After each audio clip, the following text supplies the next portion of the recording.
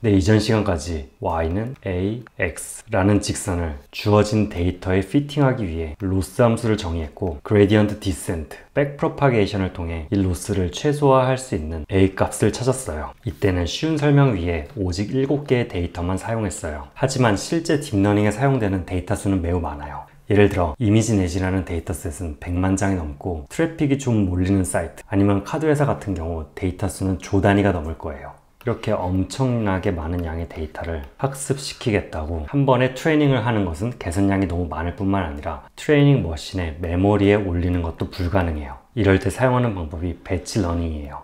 더 정확한 말로는 미니 배치 스토캐스틱 그레디언트 디센트 러닝이에요. 우선 미리 준비한 데이터셋을 읽을게요. 5만 개의 포인트가 저장되어 있는 데이터셋을 읽어와요. 이러한 방식으로 그래프가 표현이 되는데 그 총 개수는 5만 개예요. 이번 시간에 우리는 이 많은 양의 데이터에 피팅하는 직선을 찾을 거예요. 이 직선의 정의가 y는 ax에 b 텀을 추가했어요. 즉 두 개의 파라미터를 동시에 학습할 거예요. 5만 개의 데이터를 표로 다시 나타내면 x값과 y값이 이런 식으로 저장되어 있어요. 이제 우리는 이를 트레이닝 셋과 밸리데이션 셋으로 나눌 거예요.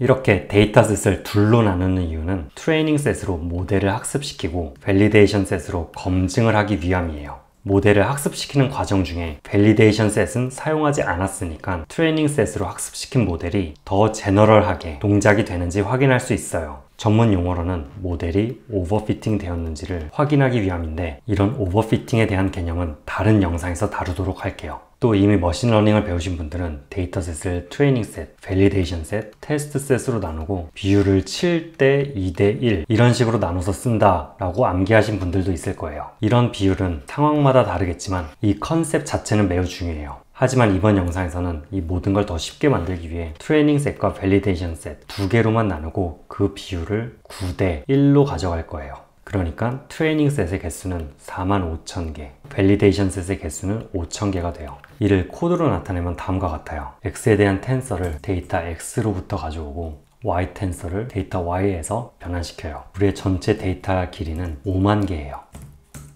이를 스플릿하는 넘버를 받아서 데이터 랭스의 90% 45,000이 되겠죠. 학습을 시키기 위한 x, 학습을 시키기 위한 y, 검증하기 위한 x, 검증을 위한 y를 데이터 스플릿해요.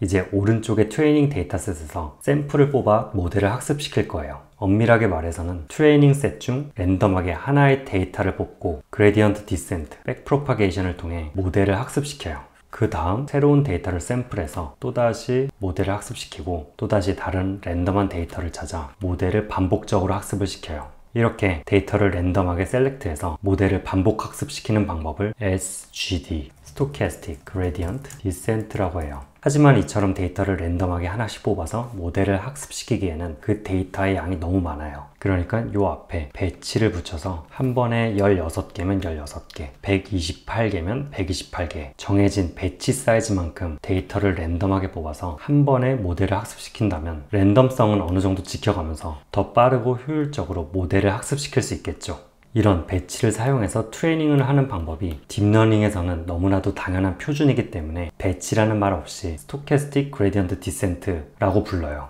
그럼 오른쪽과 같이 랜덤하게 배치 사이즈만큼 데이터를 뽑는 함수를 만들어 볼게요. 토치의 랜덤 인트라는 함수를 통해서 0에서 데이터 랭스까지의 수, 이를 배치 사이즈만큼 랜덤 인티저 값을 생성해요. 그리고 이를 인덱스로 사용해서 x에 대한 값, y에 대한 값을 리턴하면 돼요. 이제 배치 x와 배치 y를 get 배치라는 함수를 통해 생성할 수 있어요. 이를 프린트 해보면 이와 같은 결과가 나오는데 실험할 때마다 매번 다른 값이 나오는 것을 막기 위해 랜덤 시드를 넘겨줄게요.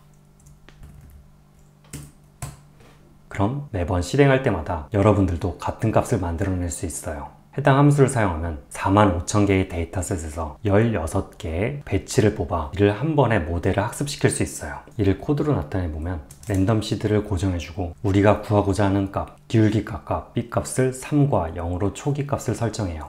이터레이티브한 방법을 쓰는데 이번에는 반복 횟수를 5000개로 가져갈 거예요. 배치 함수를 통해서 트레이닝 데이터로부터 16개의 데이터를 뽑아와요. 이러한 배치를 기반으로 로스 함수를 정의하면 되는데 A값 곱하기 데이터 X, B도 더해주고 데이터의 Y값, 배치 Y를 빼요. 이를 제곱해서 평균을 하면 그게 바로 로스 값이에요. 여기에 이 모델이 제너럴하게 트레이닝이 되고 있는지를 확인하기 위해 밸리데이션 로스를 추가할게요.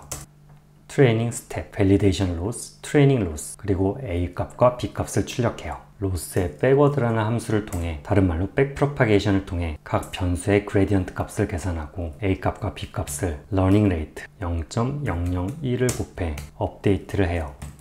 그리고 이전 시간과 마찬가지로 A 그레디언트와 B 그레디언트를 리셋해요.